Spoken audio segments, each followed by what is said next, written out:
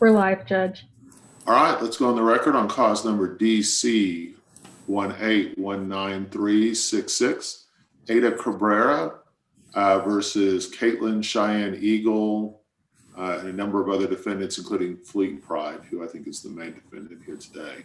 Why don't we go ahead and get started and everybody make their announcements, starting with Ms. Reisinger. Alexandria Reisinger, present for the plaintiffs.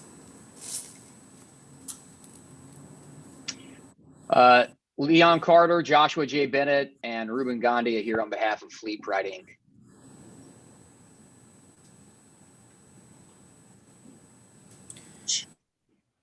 We can't hear you, Ms. Moten. Shafa Moten on behalf of Melissa Beach. Can you hear me? Yes. Okay. Perfect. All right. We're here on plaintiff's motion to compel production of personnel files of certain defendants of Fleet Pride or certain employees of Fleet Pride, including Melissa Beach, as I understand it. Why don't we go ahead and get started, Ms. Reisinger? Yes, Your Honor. This motion arises out of our case, which is a multi-car wreck resulting in death. We have part of what plaintiffs have alleged in this case is not simply negligence, but also different elements of negligent hiring. I'd like to share some specific provisions if it's okay with you. Sure. Go ahead. Despite how the defendants have characterized what the petition alleges, it's clear that there are several elements of negligence and breach of duty on behalf of Fleet Pride and Melissa Beach specifically outlined that include things such as improper hiring people who are not qualified and creating a culture of drinking, not doing proper rules in terms of regulating work events. These kind of events obviously go way past just the day in question, and they were specifically alleged in the petition. Under the broad discovery rights that plaintiff has, it's not enough to say that it's not some parts of the personnel files are not admissible in court as long as they are reasonably calculated to result in evidence. We all know that standard. One of the things that we provided 3 different cases. And I know in this, as part of our motion to compel, which specifically refer to situations where personnel files have been requested in the same way that they were requested here, and either the appellate court and the district court found that it was reasonably specific and that it was relevant to the case. And due to the nature of the plaintiff's allegations, we're entitled to the records. Now, so we are requesting specifically records for Melissa Beach, who is the supervisor. And Your Honor, I'd like to show and also enter into a record part of the supplement to the motion to compel that I filed this morning. It was also specifically alleged that and contended by Caitlin Eagle, and she testified to Melissa Beach was her direct supervisor. She believed her to be the supervisor, and I'd like to share that with the court briefly. Okay.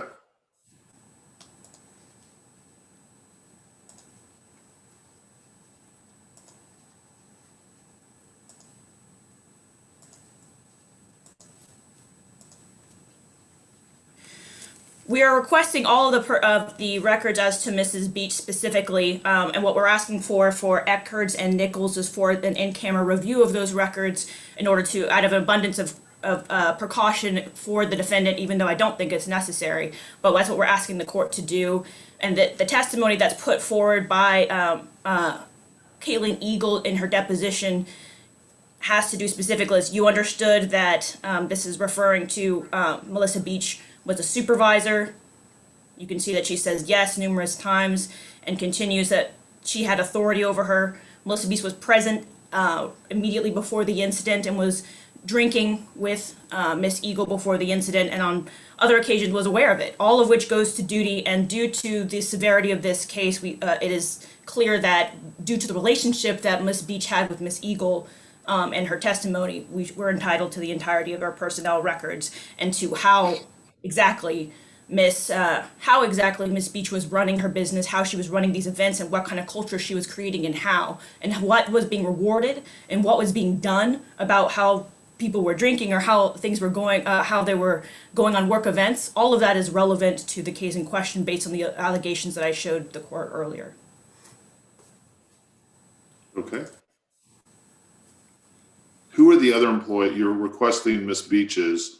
Who are the other employees that you want the personnel files from? Anthony Eckert and Abby Nichols, but we are requesting the court do an in-camera review of those records that we have requested. While we are requesting in the Melissa Beach's records that we receive them without the in-camera review. What relationship do they have with this case? Anthony Eckert and Abby Nichols were both employees, and they also were present at the time beforehand at the location, and were drinking with Miss Eagle beforehand. Once again, as the specific allegations of the plaintiff have to do with how these employees were supervised, rewarded, and how rules were enforced, what they did and how they were acting, not only at the time of question, but beforehand, is all relevant to this case, or at least we're entitled to discovery due to the broad discovery rights the plaintiffs have. Response? Thank you, Your Honor. May it please the court. I do want to pause a minute and just kind of give the court some context about what we're talking about in terms of employees. Fleet Pride already produced Caitlin Eagle's personnel file. Had no objection to doing so. The tortfeasor, clearly it may be relevant, so we produced it. The other three employees, Nichols, Eckert, their connection to this case is tenuous at best. And the events, when we look at the request versus who these employees are, they're very different, and we're talking about way more than is involved in this case. So, for example, Anthony Eckert started at Fleet Pride about 5 years ago, sometime around 2015, 2014. He builds drive shafts for Fleet Pride. He has no supervisory role. This is all in the record in Anthony Eckert's declaration that we attached to our response. He has no supervisory role over Ms. Eagle whatsoever. He attended the same inventory function project that Ms. Eagle attended on the day in question. He did attend the gathering after, but he left. He was the second person to leave, left very early, way before the rest of the group left. Around 2 p.m. is when Mr. Eckert left. He consumed 1, maybe 2 drinks. He saw Ms. Eagle consume maybe 1 drink. He may have seen more, but he couldn't remember specifically. He's already been deposed during that deposition before Fleet Pride got added into the case. During that deposition, Mr. Casada had free reign to ask any question he wanted. The personnel file never came up. As established in Mr. Eckert's declaration, there's nothing in his personnel file about this event, about Ms. Eagle, about Ms. Eagle's drinking. He's about any sort of action along those lines. There's a bunch of performance evaluations that don't say anything about this case. And so we've withheld those because they're irrelevant. Ms. Nichols is sort of similar to Mr. Eckert. She sells parts behind a counter at the Mockingbird location of Fleet Pride's branch. She has no supervisory role over Ms. Eagle. She did attend the inventory function. She did attend the gathering. She was the first one to leave sometime before 2 p.m., between 1:30 and 2 p.m. The rest of the group didn't leave until around 4:30 or so. She maybe saw Caitlin Eagle drink 1 drink. Ms. Nichols testified that she consumed 1, and that was it. So her knowledge of this case is very limited. There's nothing in her file about the events at issue in this case. She said so in her declaration because, in her opinion, this was all on personal time. Mr. Eckert said the same thing. Ms. Beach also submitted a declaration in support of our response and our own request for relief, which I'll get to in a moment. But she's the branch. At the time in question, she was the branch manager. She's since been promoted, but then she was the branch manager of the location, the Mockingbird location. She organized the inventory project. She attended the function afterward, but she was never reprimanded. How many people were at the function afterwards where everyone was drinking? Best estimates between 6 and 10, depends on who you talk to, but probably somewhere around 8 is best we figure. Some of them were employees and some of them were not. So, for example, we recently took 2 depositions. Zach O'Reilly and Allie Richards were not employees, but they did attend the gathering at the bar after the inventory project. So that's sort of who the cast of characters are. Again, we had no problem producing Ms. Eagle's personnel file. However, we don't see the relevance of producing the other 3 employees' personnel files. We've cited some cases for the court. I think the one most on point is In Re Mobile, where the court says there's nothing about a personnel file that makes it relevant to any particular case. We think that's the case here. They've cited a case, one case they've cited, which is quite distinguishable, is Crest Care Nursing. It's a malpractice action, essentially. a nursing home inflicted substantial injury on a senior citizen who died or suffered serious injury as a result of that care. They asked for the personnel files of those in direct care of the plaintiff. That's very different here. There's no, this is not a malpractice action where any of these people bestowed any care on any plaintiff or on Ms. Eagle or anyone else. These are just co-employees who attended the same gathering. So Ms. Beach is the supervisor, right? Yes, well, that's not quite right. And let me explain. She's the supervisor insofar as she runs the branch. We've at page 37 of our appendix in our response, while Ms. Eagle was testifying under Mr. Casada's questioning before we were in the case, she testified unequivocally. Her actual boss is a man named Matt Massey out of Houston. Yes, she was at the Mockingbird location, and yes, Ms. Beach. And this is the page that I'll put it back up here on the screen. Even on the page Ms. Risinger just showed you, she acknowledges that fact.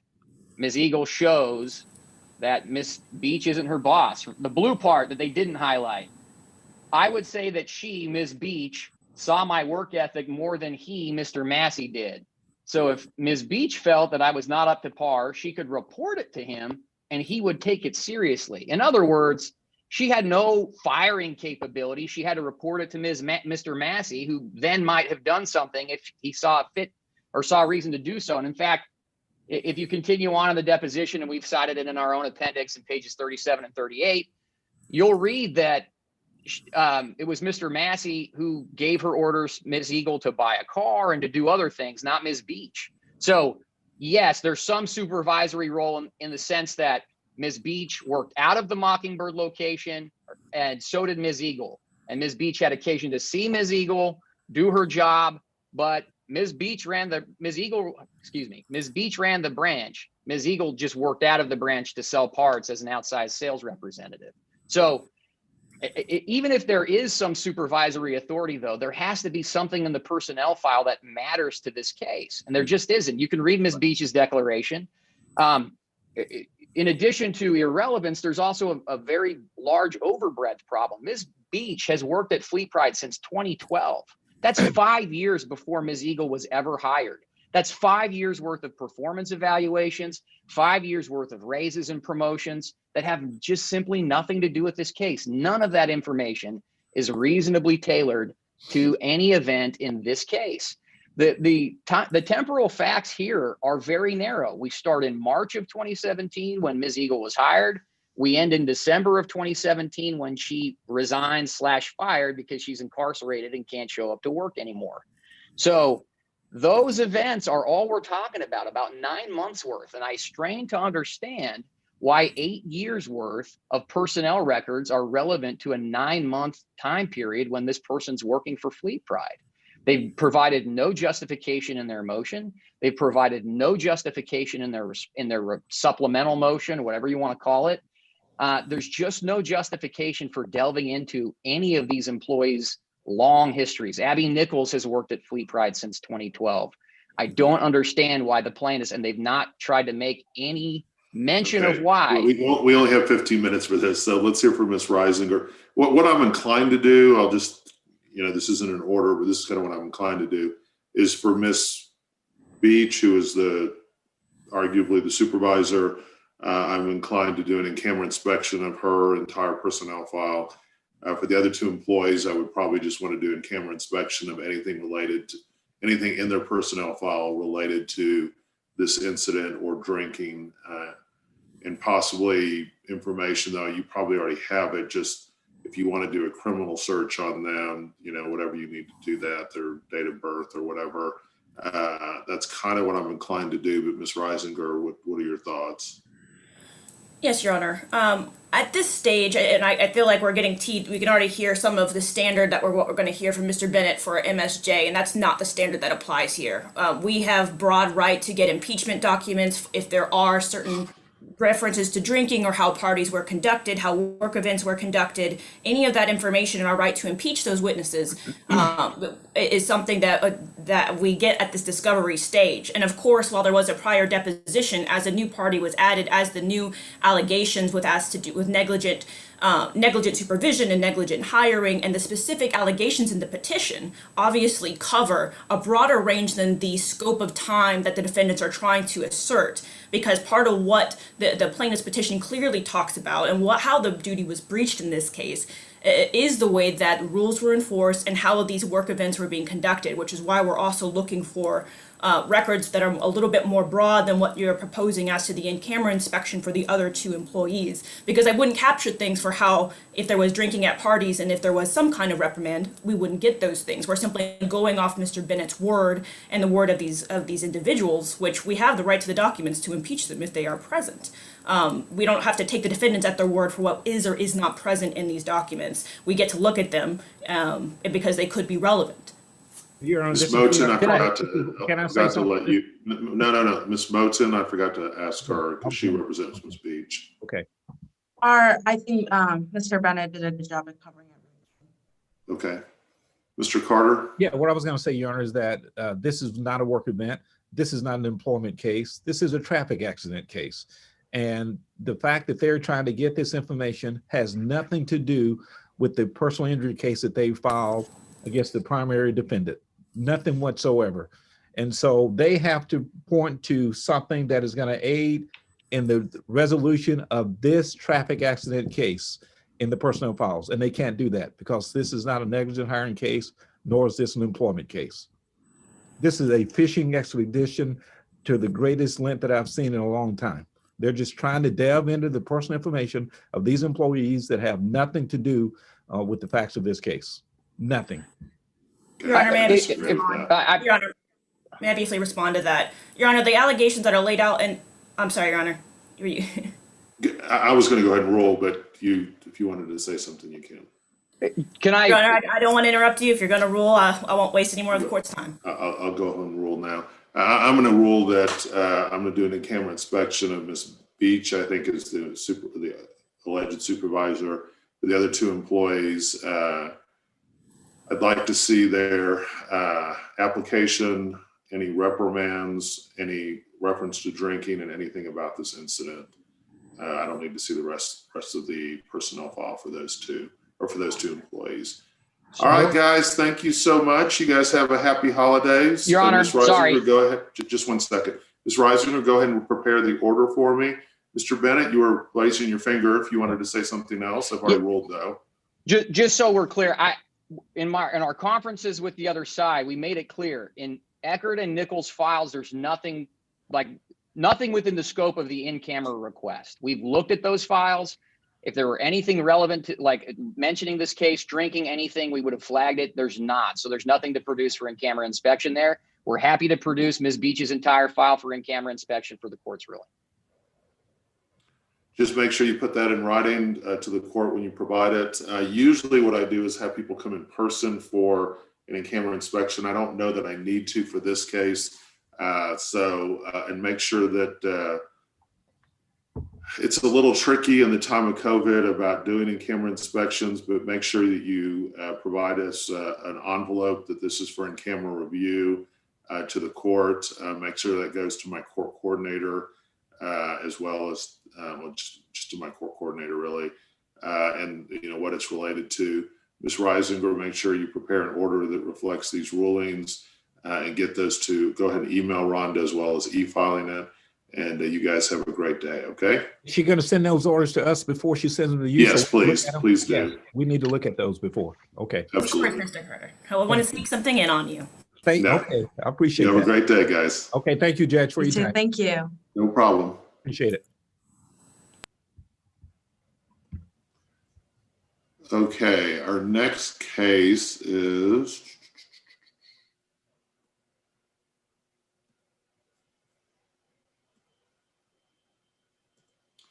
Are you guys here for the temporary injunction? Is that the next case?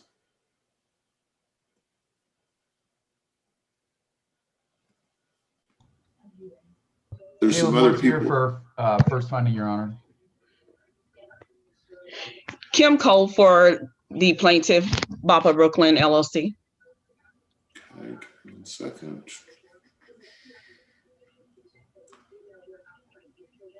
All right. Go ahead and share screen.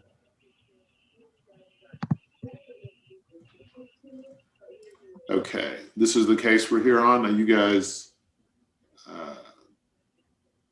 ready to proceed? Yes, Your Honor. Kind of tell me what, before we start, tell me the status on this case. We had a temporary restraining order that was signed back on December 1st. It doesn't look like it was extended, and we have a temporary injunction hearing now. Have you guys had a chance to talk about this case and kind of where are we right now before we start the injunction hearing? Your Honor, we had agreed to mediate. However, I was unable to secure time with the mediator right before the holidays, so we were not able to mediate. I believe in the last hearing, if I'm not mistaken, I thought that the injunction was extended for 14 days. I don't see an order. Maybe you're right, but there's no order on that was submitted, or at least there's this is what's in the file, and I don't see an order extending it. Ms. Cole circulated an order and I agreed to it, but she never filed it that I've seen. We were supposed to mediate and I asked her for the efforts she was to include me on the emails to the mediator. I didn't get any of that. I got one email after I asked her if we're actually going to try to mediate. She said yes, but then I got nothing after that as to efforts, who we're contacting. Nothing happened, Your Honor, since our last hearing in which they were asking for more time, wanting to mediate. This is a commercial lien and note case. They've made frivolous claims trying to delay a foreclosure. They got their 1 month delay and they're just simply a matured note that's not been paid. We need to proceed. There's no grounds for a temporary injunction here, Your Honor. Ms. Cole, did you submit the order extending the temporary restraining order? Yes, Your Honor. As Mr. Moore indicated, he saw the order too. I included him. I copied him on the email to the court. The presiding judge requested that I emailed the order, and I copied Mr. Moore on that email. And he agreed to the order as well. Okay. I'm not certain why it wasn't signed and entered. I just don't see it. You see the court's docket. I don't see it in the court's docket. It's because it was only emailed, I'm sure, not filed. My understanding is you're supposed to file an order, but I don't mind signing it, but I don't see it here. Why don't you resend that order to Rhonda? Certainly, Your Honor. And Rhonda, go ahead and print that out and put it on my stack, and I'll be glad to extend it. And who's the mediator you've been trying to mediate with? I was attempting to mediate with, just a moment, let me look up the name.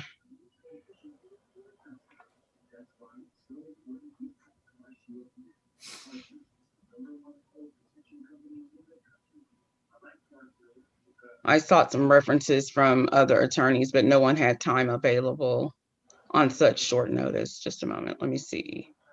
The one I actually spoke with.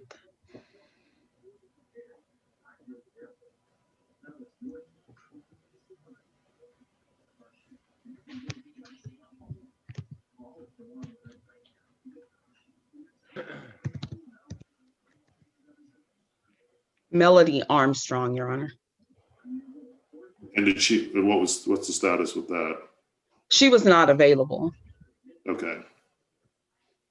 She wasn't available until the beginning of the year. She said she didn't have any time available until the beginning of the year. I'm texting a mediator right now who he's done quite a few cases for me. Let's see if he's available.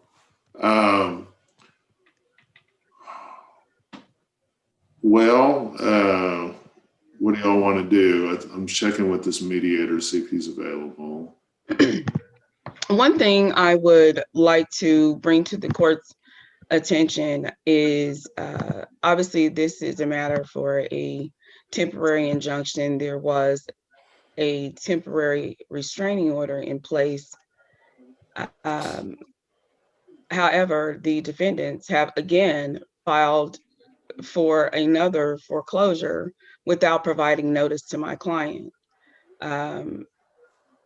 During the pendency of this TRO, they filed another notice. So the property is set for foreclosure on the 5th of January. Once again, like I said, during the pendency of the TRO, they filed again without providing notice to my client.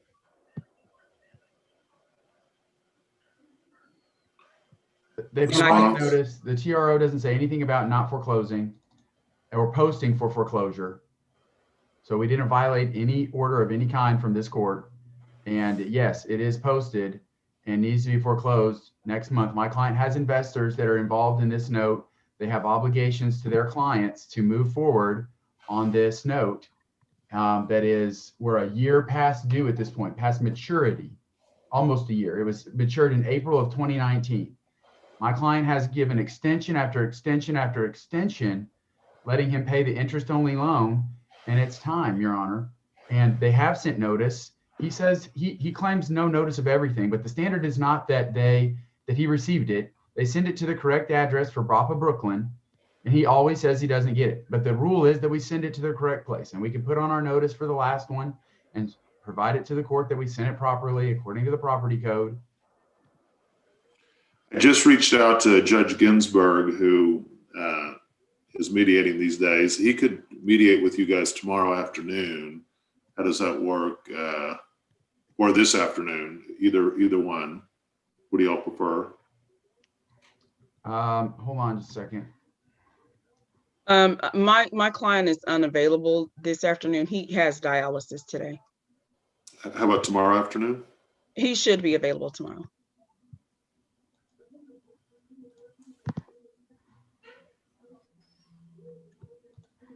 Mr. Moore? I am trying to figure out how to look at my calendar for tomorrow. I'm just using my phone here. 1 second.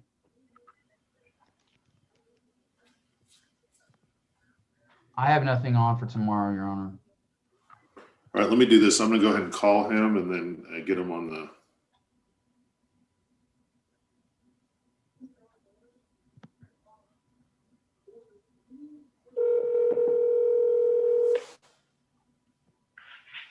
Hello. This is Judge Ginsburg. We're here on a temporary injunction right now, and the parties were supposed to have mediated. They weren't able to do it. And so we were hoping to get a mediation in tomorrow afternoon. The foreclosure on this case is posted for, I believe, January 5th. So we'd like to get the mediation done before then. You said you were available tomorrow afternoon? I am. Hold on, let me put you on speaker, so I'm sorry. Okay, sorry, can you hear me? Yeah. Yes, I just went over here to the computer and get a pen. Do you have the cause number, Judge? DC 2017691. BAPA, BAPA Brooklyn 2004 LLC versus First Funding Investments, Inc. Okay. So then what just so I got it sure, DC 2017691. Correct. Okay, I have that. Thank you. And then Ms. Cole is the plaintiff's attorney. Can you get, Ms. Cole, can you give Judge Ginsburg your email address? Certainly. It is KCOLE at KCOLELAW.com. Did you get that, Judge Ginsburg? Let me repeat it. KEOLE at KEOLElaw.com. It's KC like Charlie. So it's KCole at KColeLaw.com. Okay, I'm sorry. KCEOLE? Yes. Or no, KCOLE. Got it. That's Yeah. correct. That's correct. Okay. Sorry about that. And Mr. Moore? My email address is C as in cat, M as in Mary, OORE at thedfwlawfirm.com. I'm sorry, this connection is a little bit harder for me. Can you repeat? It's Seymour, C as in Charlie, M-O-O-R-E at, but I didn't catch the part after that. thedfwlawfirm.com. So basically, the dfwlawfirm.com, right? Yes, Okay, yes, Your Honor. DFW. Yes, Your Honor. Okay, Okay, dfwlawfirm.com. Sorry about that. that's okay. And let me give you mine, counsel. It's Carl, C-A-R-L, at Ginsberg, G-I-N-S-B-E-R-G,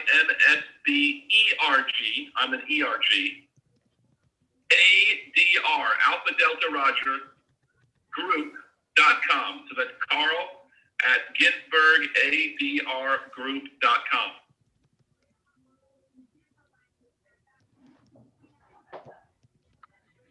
Thank you. Thank you. Okay, so this is what we're going to do. Judge Rhonda, if you could go ahead and do a mediation order with Judge Ginsburg, that'll be tomorrow. Prepare that order for me. Also, we're going to reset this temporary injunction next week. So that will be set next Monday at 9:45. And anything else? And then you're going to get me a copy of the order. Get me a new order, Ms. Cole. Email it to Rhonda as well as e-file it. That extends the temporary restraining order to this. Assuming we can all agree to this, an agreed order to next Monday. Judge, can I ask you a question? What time does everyone want to do the mediation? What time do you all want to do the mediation tomorrow afternoon? I'm open after noon, so anything past noon, I'm fine. How does 2 o'clock sound? Does 1 o'clock work for everyone? Does 1 o'clock work for everyone? That works. I think so, Your Honor. I will communicate with my client and make sure, but we're going to do everything we can to make it work. All right, guys, thank you so much. Judge Ginsburg, thank you for filling in at short notice, and have a happy holidays, okay? Okay, thank you very much, and counsel, I'll send you all an email. Great. Thank you. Guys. All right, bye-bye. Thank you. I'm gonna hang up, buddy. Okay, that's it for this case. We're going to go ahead and reset this to next Monday at 9:45, and you guys have a great day, okay? Thank you, Judge. Thank you, Your Honor. Make sure you get me an order. Will do. Okay. All right, our next hearing is Lena Tucker versus State Farm Mutual Auto Insurance. Is anyone here on that case? Yes, Your Honor. This is Hussein Ismail appearing for the plaintiff, Leanna Tucker. I'm covering for Spencer Brown. Okay. Anyone else here on that case? Yes, Your Honor. This is Noah Lombardo representing the defendant, GPD Trucking, in for Randy Walters. Okay. Anyone else here on that case? Okay. When do you guys want to set this for trial? Well, I guess we had circulated a proposed agreed scheduling order. We just held off on signing it because we have a motion to transfer venue pending to be heard, I think, next week. But I think the date that we had in there, which I believe was in January 2022, was fine with us otherwise. Yeah, that deal was fine with plaintiff's counsel as well. And is that, what date is that, so we can go ahead and reset it? Did you submit that to the court or not? I don't know. The date was January 24th, 2022, Your Honor. We didn't submit the proposed order to the court because we didn't get signatures from all parties. Okay. So January 24th, 2022. Hopefully the pandemic will be over by then. Yes. There's a lot of jury trials. So yeah, go ahead and email that to the court, Rhonda. Go ahead and reset this case to January 24th, 2022. Anything else, guys? I don't have anything. Nothing further, Your Honor. All right, guys, you have a great day. Thank you. Too. Thank you so much. Okay. Next, we have Robert Wood versus Ruben Zuniga. Your Honor, Both sides here for you. plaintiff's here. Okay. Hey, Your Honor. This is going to take a little bit longer. Is both sides here for the Bobby Bush case? Yes, Your Honor. Brandon Steffi for the plaintiff. I do believe Mr. Gibson's getting on. I emailed him the link this morning. Oh, he's not on yet. Okay, then we'll go ahead and deal with the default. He may be on, Your Honor. I just don't see him. Let me see. What's his name? His name is Rick Gibson. Yeah, Mr. Gibson is there. Mr. Gibson, can you hear us? I can hear you. Can you hear me? Yep, barely. You need to speak up a little bit. Great. All right, this case, you guys have a continuance pending, is that right? Yes, Your Honor. This is the second reset, the third trial setting, but we're asking that this case be reset for March. Okay. Mr. Gibson? I don't have any objection to that, Judge, assuming that's realistic in terms of what your docket is. I mean, this is a 2019 case, but I don't know what Mr. Gibson, you need to speak up a little bit. I can barely hear you. Yes, Judge. I mean, I don't have a problem with that, assuming, you know, it's realistic on your docket. This is a 2019 case, so I don't really know what your March docket looks like. So two issues here. One is obviously the pandemic. We are in the process of trying to do, I've already done one remote jury trial.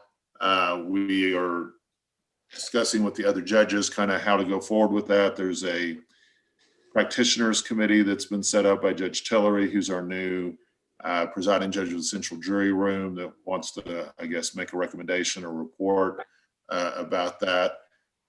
I don't think we're going to be doing live jury trials by March.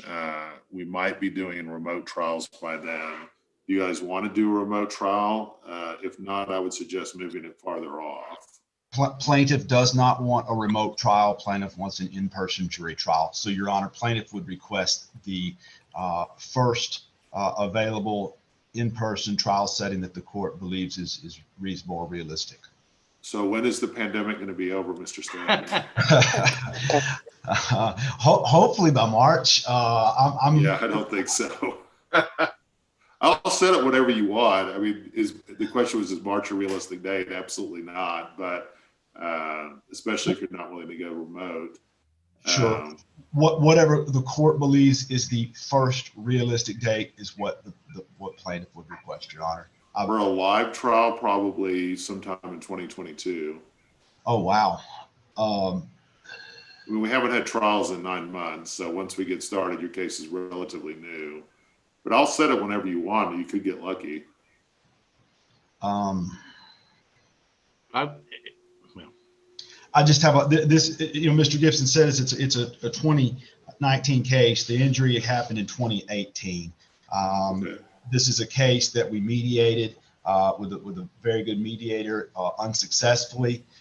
Ms. Bush wants her case resolved. She's got serious injuries and she's got a great case. I'm not inclined to push it to 2022 and putting her shelf on a year. I'm optimistic July or August. We may have live trials by then, maybe, but I just don't think you'll get reached. But I mean, I'll set you whenever you guys want.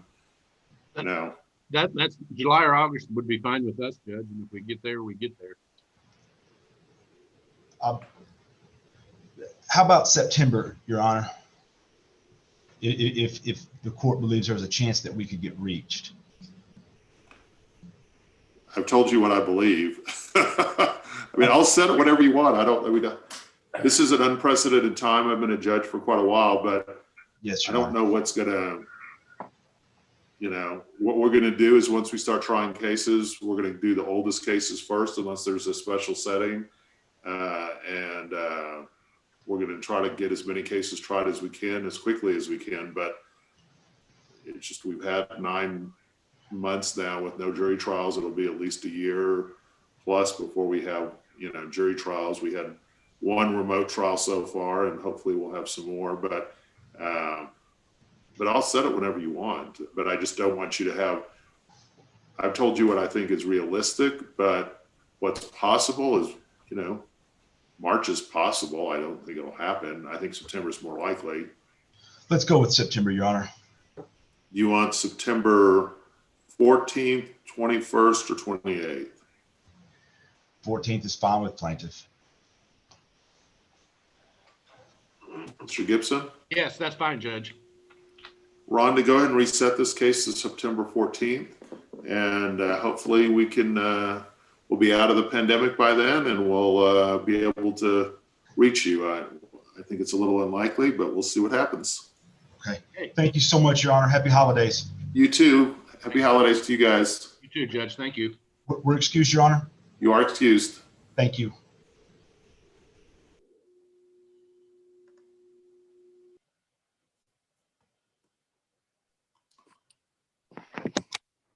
Okay. We're here.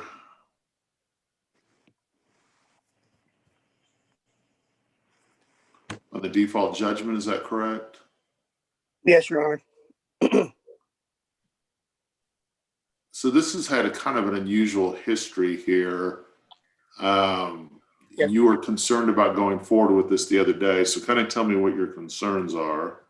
Judge, and I don't know whether Mr. Carney is here or anyone representing the defendants. I didn't hear an announcement. Yeah. I wouldn't expect so because I haven't been here before. The old judge, the issue, get that light out of the glare. The issue we had is simply getting all the paperwork in order, get the pleadings in order, because I expect maybe to get a challenge either within the 30 days or after. So I just want to make sure that there was a clean record as I went back and looked at it. So we had filed another pleading on Wednesday. It is before the court, and I believe our paperwork is in order. And So let's do this. Let's go on the record on cause number DC 1919445, Robert Wood versus Ruben Zuniga and Visions Infinity Homes L Limited. Counsel, make your appearances. Your Honor, Gary Rowan here on behalf of the plaintiff. Could you spell your last name? We have a substitute reporter today. Yes, ROWAN. Okay. You may proceed. Yeah, Your Honor, this is an attorney's fee collection matter. Mr. Wood, you may or may not recall, had intervened in a prior case where he had withdrawn his counsel shortly before trial was set in the other case. Mr. Carney, John Carney, was the attorney for the defendants at that time. He requested the case either be dismissed or severed. The result was the case was then severed, resulting in this new case number. Mr. Carney has never withdrawn, however, from his original response. He's still the attorney of record. We filed some amended petitions in this cause. Mr. Carney has, although he requested the severance, has not filed any responsive pleading to the claims made in the amended petitions in this cause. They're therefore taken as the allegations of plaintiff's claims are deemed admitted for the purpose of this hearing in this case. And we're asking the court to enter judgment in accordance with those pleadings. Judge, I earlier testified to a little over $4,300 or $4,400 in attorney's fees. I have not submitted an affidavit. Fees have raised just a little bit, so I would like to testify as to that. But I believe the plaintiff at this point is entitled to a default judgment. Mr. Carney has not challenged the claims. Mr. Zuniga has not challenged the claims, or anyone else that we're aware of. Please raise your right hand. Swear or affirm the testimony about to give shall be the truth, the whole truth, and nothing but the truth. I do. Please state your full name for the record. Your Honor, my full name is Gary L. Rowan. I'm an attorney licensed to practice law in the state of Texas by the Supreme Court of Texas. I have been so licensed since November of 1982. Your Honor, it's my testimony that in relation to the services that have been provided in this case, going back to advising Mr. Wood at the time he filed his intervention in the prior case, that a reasonable and necessary attorney's fees would be in the amount of $5,000. That represents about 14 and a half hours worth of involvement. And Your Honor, that would also represent a reasonable and fair fee in Dallas County, Texas. Is that included in the order that we have share screened here, the amount of the attorney's fees? Your Honor, it should be, although I had one little, if that's the order that was uploaded like this morning. I think it was uploaded on the 23rd. That's what it. Now, there's a newer version that I'll send to Rhonda if I might, and I'll also. I'm sorry. This is. I apologize. It was uploaded today. This is the correct. Okay. There's still one little glitch I was about to upload to fix in that order. Okay, go ahead and email Rhonda that. Rhonda, print that out and put that in my stack, the new version of it. If you could include Rhonda the email that he sends with it, and if just make sure that in your email you say this is the corrected order for the hearing from December 28th, and I'll make sure I sign it.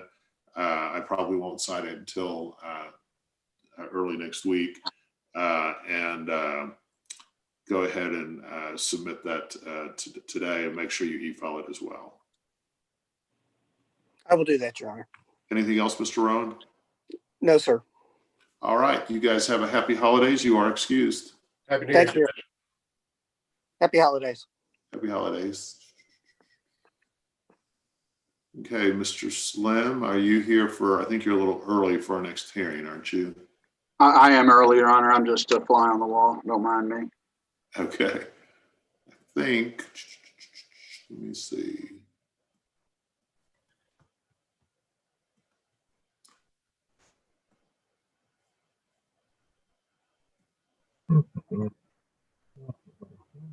Oh, you're really early. Your hearing's not until 11. Were you aware of that, Mr. Slim? I mean, you're welcome to stay, but your hearing's not till 11. Yeah, I saw Aaron Stendell, and he and I went toe-to-toe on a Walmart case a little bit ago, and now I just got to stalk him. Okay. Aaron, hey, I don't mind having the background noise, Your Honor, and I don't mind being early. I'm just piddling around the office. I just wanted to sit in and kind of listen to things. No problem.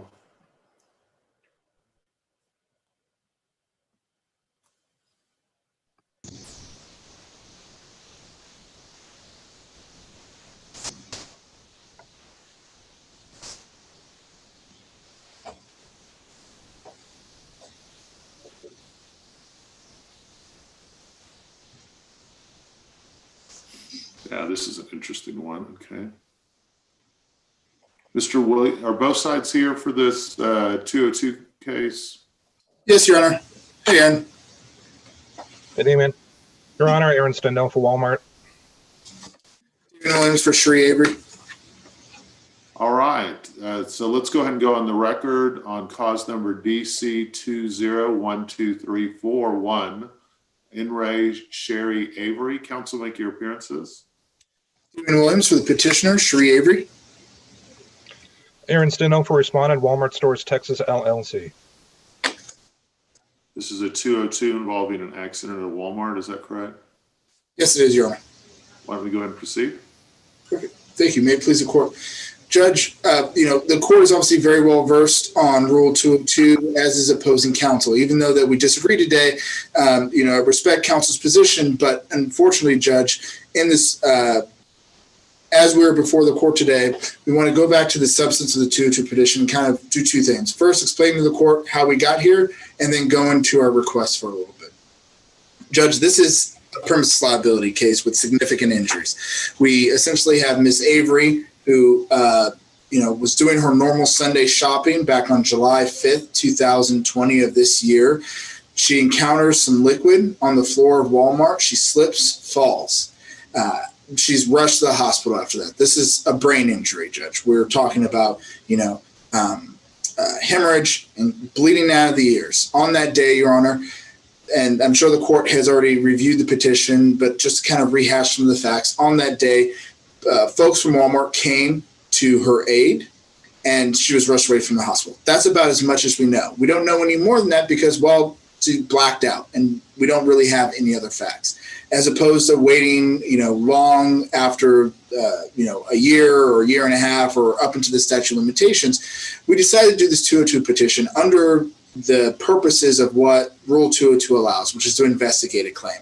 And as the court will see in our petition, that's exactly what we've done here, Judge. We seek a deposition, and we're not talking about a lengthy deposition, Judge. We're talking about a person with knowledge of these events and potentially the vendors who might be responsible for cleaning, maintenance, and repair. Taking off my plaintiff's attorney hat for a second and putting back on my old construction litigator hat. Whenever we have a rainy day and then we have a slip and fall in a building, a commercial building, well, there can only be a couple of different choices. It could be a soda on the ground, for example, or it could be someone maybe was cleaning up in the air. They're doing their normal maintenance, their normal routine business maintenance, cleaning, or perhaps, but we don't know yet, and we would like to investigate this claim, maybe they just had repairs done to the ceiling as it was raining that day. And as far as we can tell, it was raining for a couple of days and there might have been other leaks from the ceiling. And that's why the court will see that it's an attempt at an exhaustive list of all the different potential vendors, which might become parties later in this case. One of the things that the court will see in respondents' motion and response to the 202 petition is they say, hey, look, all these folks are trying to do is they're trying to skirt around federal jurisdiction. Well, Judge, in some ways, I don't necessarily disagree with respondents' counsel to that because petitioner has this right under Rule 202 to investigate a claim to figure out whether or not there is going to be a claim and there is going to be a lawsuit. Is Walmart even at fault? We don't know yet. Does Walmart have a third-party vendor or perhaps someone in-house who was doing the cleaning here? Or as I already said, Judge, was there a leak from the ceiling that was maybe recently repaired or should have been repaired? So is this a building envelope issue? Was there an HVAC issue? We don't really know yet, but a short deposition could be an hour, could be 90 minutes, and we would be fine limited to that specific purpose just to find out, hey, who are the players here? Who took an incident report? Who responded to Ms. Avery as she was on the floor? Who called, first responders? She was unconscious, I guess, after this happened. Is that?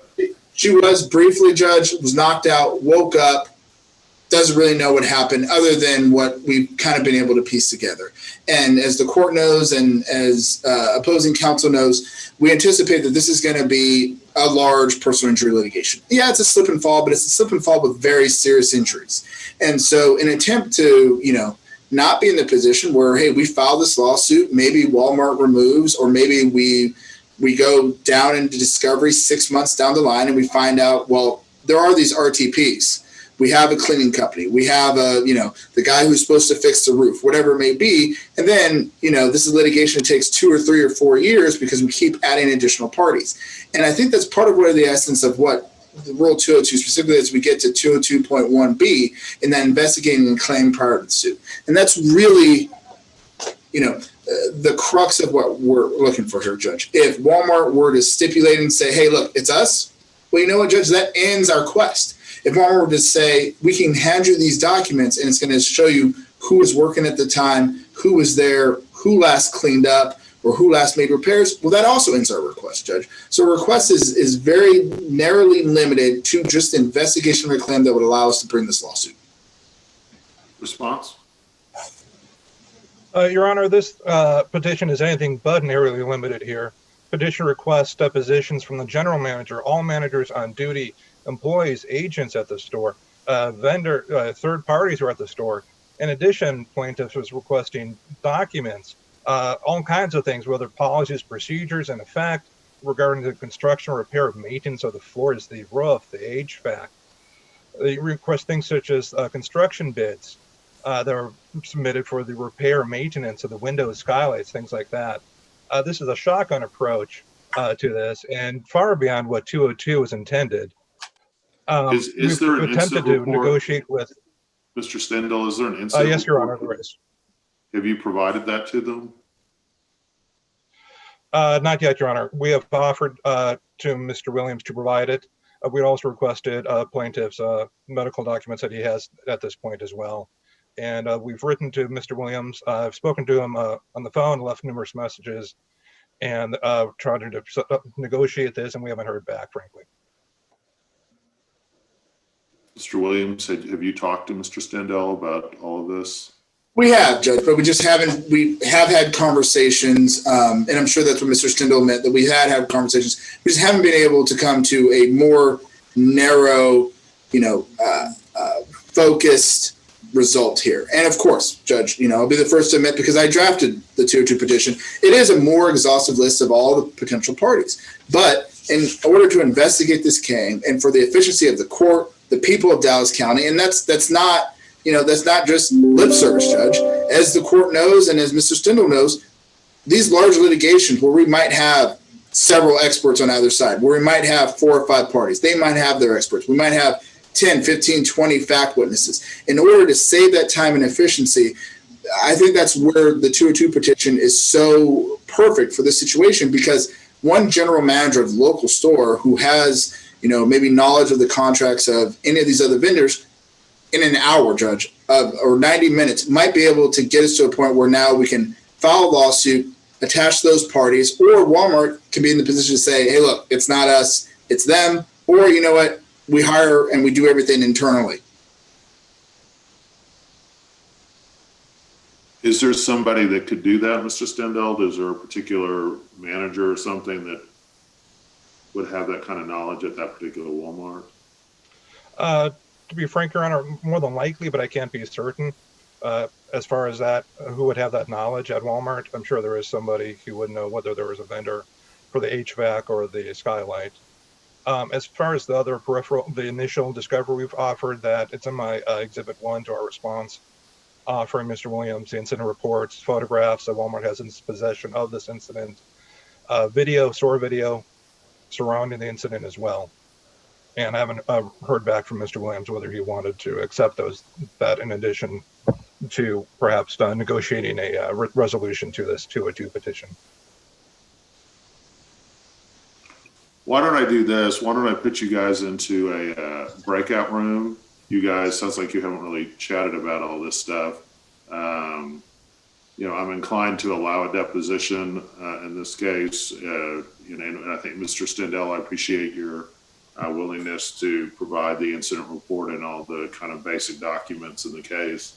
I think that's definitely a good start, but I do think that it's probably would be helpful to have a deposition to talk about, I'm not sure exactly who there, but to talk about, is there any potential third parties? So why don't I do this? I'll put you guys into a breakout room, see if you guys can work everything out, and then just come back into this room once you're finished. Miss Kreider, I'll send you with them, and then just text me. I'm going to take a quick break. Text me when you're finished. Okay, Judge. Okay. All right. I'll go ahead and put you guys into a breakout room.